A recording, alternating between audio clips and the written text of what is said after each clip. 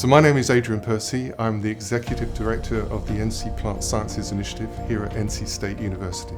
So the purpose of this building is really to house many different types of scientific endeavors. So we have spaces which are bespoke for engineers, for data scientists, for plant biologists.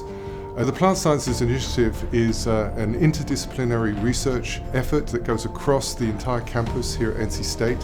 What we're trying to do is solve some of the big challenges that we have in agriculture and in preserving our environment.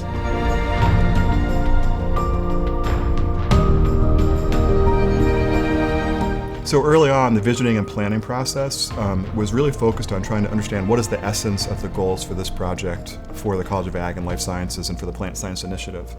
And so we spent a lot of time with the different stakeholders in the university and also their external partners trying to understand what is the sort of the core or the foundational elements of the project for it to be successful.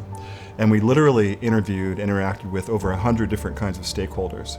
Many of them were surrogate users because the building wasn't designed with some specific, research teams or faculty in mind to be in the building. The goal is to have research teams come together, focusing on probably a grant-funded project, but focusing on a specific problem they're going to solve while they're in the building. Thinking about the research labs and the scientific workplace, the building is really organized into neighborhoods.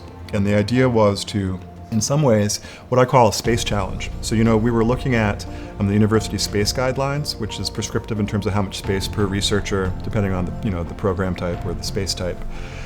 And we were looking more at space capabilities. So, what kinds of stuff have to happen in these spaces for these teams to be successful? And so that led us to really looking at benchmarking and other interdisciplinary examples about how much space is appropriate for those different activities. And that really guided our program and ended up informing the neighborhood layout and the size really specifically.